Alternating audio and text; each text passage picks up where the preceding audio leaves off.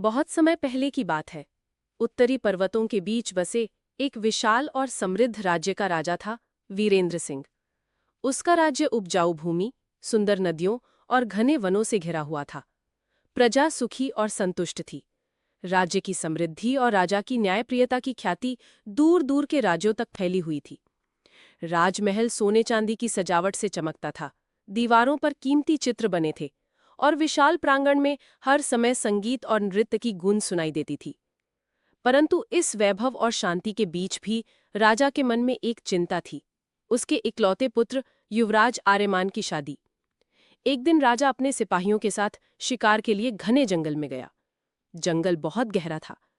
पक्षियों की आवाजें अचानक थम चुकी थीं और हवा में अजीब सी खामोशी फैली हुई थी। पत्तियों के बीच सरसराहट होती तो लगता मानो कोई अदृश्य आंखें उन्हें देख रही हों। राजा ने अपने सेनापति से कहा, राजा वीरेंद्र सिंह, सेनापति, ये जंगल कितना वीरान है। मुझे यहाँ एक अजीब सा भय महसूस हो रहा है। सेनापति, महाराज, आप निश्चिंत रहें, हम सब आपके साथ हैं। शायद ये केवल जंगल की शांति है जो हमें विचलित कर रही है। शिकार की तलाश में राजा और उसकी टोली और गहराई में चली गई। तभी अचानक राजा की दृष्टि एक विशाल पीपल के पेड़ पर पड़ी। उस पेड़ के नीचे एक युवती बैठी थी। वो युवती अलौकिक सौंदर्य की मूर्ति प्रतीत हो रही थी। उसके लंबे काले बाल आधी रात की छाया जैसे चमक रहे थे। उसकी आंखें मानो गहरे झील की तरह सम्मोहित कर रही थीं। उसकी गोरी त्वचा पर धूप की किरणें ऐसे पड़ रही थीं जैसे कोई दिव्य आभा हो। राजा वहीं ठिठक गया। उसकी सांसें थम सी गईं। वो धीरे धीरे युवती के पास पहुंचा और कांपते स्वर ने बोला, हे सुंदरी, तुम कौन हो? इस घने और खतरनाक जंगल में अकेली क्या कर रही हो?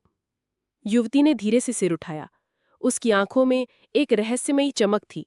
वो धीमे स्वर में बोली, मेरा नाम चंद्रलेखा है और मैं यहाँ अकेली रहती हूँ। राजा के सेनापति ने संदेह से पूछा, अकेली इस जंगल में? यहाँ तो कोई साधारण मनुष्य टिक भी नहीं सकता। तुम आखिर हो कौन? चंद्रलेखा ने बस हल्की सी मुस्कान दी। उसकी मुस्कान में एक अजीब रहस्य था, मानो उसमें सैकड़ों अनकहे किस्से छिपे हों। राजा उसकी सुंदरता और रहस्यमयी आकर्षण में डूब गया। उसने बिना देर किए कहा, चंद्रलेखा, तुम्हें अब और अकेला रहने की आवश्यकता नहीं। मेरे साथ चलो। मेरे महल में तुम्हें सम्मान और स्थान मिलेगा। मैं तुम्हें अपनी रानी बनाऊंगा। राजा के ये शब्द सुनकर उसके सिपाही एक दूसरे को देखकर फुसफुसाने लगे। एक सिपाही धीरे से, महाराज इतनी जल्दी निर्णय ले रहे हैं? ये युवती सच में कौन है ये कोई नहीं जानता। दूसरा सिपाही, चुप रहो, महाराज जो कह रहे हैं वही होगा, परंतु मुझे भी इस युवती की आंखों में कुछ अजीब सा लगता है। कुछ ही दिनों बाद राजा ने पूरे राज्य में भव्य उत्सव मनाया। महल सजा दिया गया, नगर की गलियां दीपों से जगमगाने लगीं और हर ओर संगीत और ढोल नगाड़ों की ध्वनि गूंज उठी। राजा ने चंद्रलेखा को अपनी रानी घोषित कर दिया।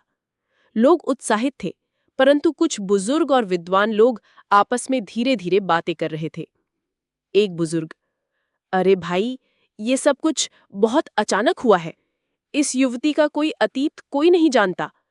दूसरा, पर उसकी सुंदरता और उसका प्रभाव देखो, महाराज स्वयं मोहित हो गए हैं। कहीं ये सब एक संकेत तो नहीं? परंतु विवाह के अगले दिन से राज्य में अजीब घटनाएं घटने लगीं। हर रात नगर की गलियों या महल के आसपास कोई ना कोई युवती मृत पाई जाती। सबसे भयावह बात ये थी कि उन शवों पर ना कोई घाव होता, ना खून का कोई निशान, बस उनकी आंखें खुली रह जाती, जैसे उन्होंने अंतिम क्षण में किसी अदृश्य भय को देखा हो।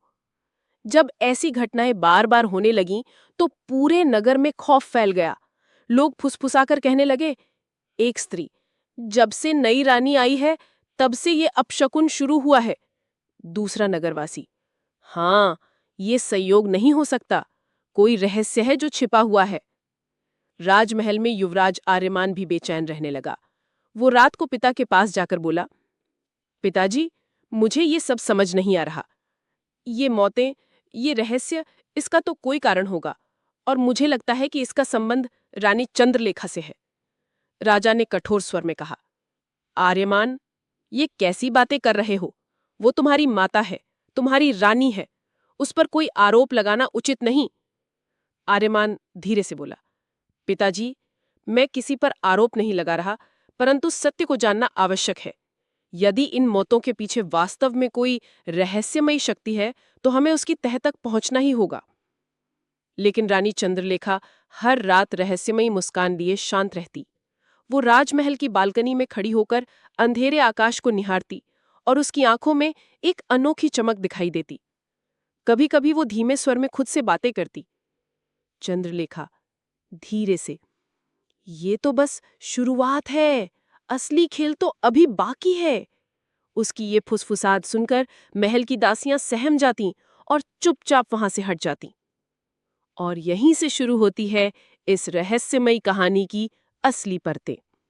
क्या वाकई चंद्रलेखा एक साधारण रानी है, या उसके पीछे छुपा है कोई रहस्य? क्या युवराज आर्यमान इस गुत्थी को सुलझा पाएगा और राज्य को बचा पाएगा, या फिर अंधकार का साम्राज्य पूरे राज्य को निगल जाएगा? ये कहानी पूरी तरह काल्पनिक है और रहस्य, रोमांच और अलौकिक अनुभवों से भरपूर है। अगर आपको ये कहानी पसंद आए तो अपने सुझाव और विचार कमेंट में जरूर लिखें। आपके विचार हमें आगे की कहानी लिखने की प्रेरणा देंगे। आपका अपना चैनल वीपी टाइगर एफएम को लाइक और सब्सक्राइब करना ना भूलें।